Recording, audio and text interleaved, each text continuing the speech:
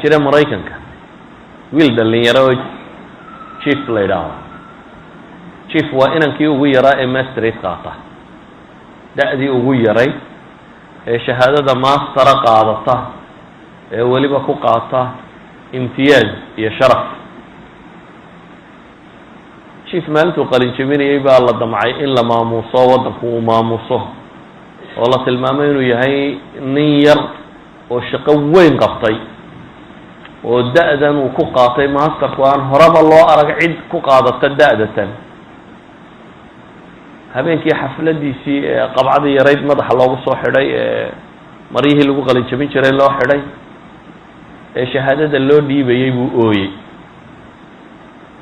dabeetana mudiirkii diinkii jaamacadda wuxuu yidhi waxaan rajaynayaa min shiddati alfarax inaad la ooyeyso farax daraaddeed maanta caawa farxadda ku haysa daraaddeed baa ilmada kaa keentay wiilkii chief la odhan jiray baa wuxuu yidhi igamay keenine min farati sacaadati buu yidhi min farati tacaasati shaqinimadayda iyo taciisnimadayda liidashadayda iyo noloshan aan ka rajo dhigay ayaa iga keenay buu yidhi oohinta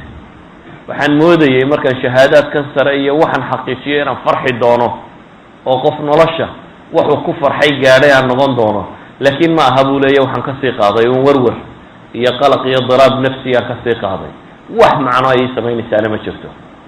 iyadoo xafladii la wadu hore isaga tegay wuxuu go'aansaday inuu bridge-ka dheer ee Maraykanku iska daadiyo inuu iska tuuro America waxaa ku yaalla bridge la yidhaahdo Golden Gate waa meelaha ugu waaweyn ay ku faanaan Maraykanku buu ka mid yahay laakiin nasiib darro waa meelaha ugu badan ee qofka doonaya inuu istilaa uu ka soo boodo xalay markaan soo socday waddankiina halkan Port Elizabeth iyo u dhaxaysa Cape Town baa waxa la itusayay dooxa ku taala oo Valley Niger magacaynkaasi oo kala leh oo booraan laga boodaa wixii isdilaya tagaa laygu yidhi kiinana Golden Gate waa sidoo kale waa bridge weyn oo Maraykanka caan ku ah laakiin dadku wuxuu u adeegsadaa intuu fuulo inuu ka boodo dabeetana uu dhinto chief uu socday si uu Golden Gate uga soo boodo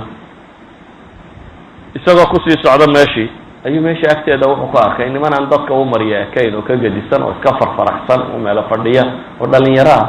qoladii uu yimid wuxuu ku yidhi su'aal ma idin weydiin karaa fadal bay yidhaahdeen ha haydeen buu yidhi idinku waa niman dhalinyaro oo muslimiin oo arday ah waxay yidhahdeen waxaanu nahay dad muslimiin oo caynkaasoo jaamacadda dhigta waa kaasoo waxaana si aan ula faraxsantiin idinku waa maxay buu yidhi way soo kaxeen waxay yidhahdeen inakeen gurigoodii bay geeyeen gurigii uu yimi waxaa arkay guri yar oo cidhiidhiyo wax badaniba oolin oo dadka masaakiina gurigooda wuxuu garan waayey dadkan noloshana gurigan kaga nool intanna leeg ee haddana faraxsan ee noloshu baanay dhibta ku haynin maxaa rumaysantiin buu markaa weydiiyey waxay u sharxeen islaamnimada iyo waxay tahay iyo iyagu waxay rumaysan yihiin wuu islaamay dilkiina wuu iska dahayay waxaanu la baxay Jacfar min daaciyaha maxaa keenay dadkan inay nolosha ka qubsaan xataa Soomaalidii u tagtay galbeedka ee dacfi iimaanigii uu ku dhacay siday u fakarayeen maadiyaad ka batay imka ugu istil badan iyaguna Soomaalida marka la eego magaalooyin baa la helayaa Soomaali dhowr iyo 10 qof ay marayaan dadka istilay mid tareen sudhiga iyo mid daarka boodaba waxay isweydiinta le wuxuu yahay dhulkii ladnaa markuu dadku tagay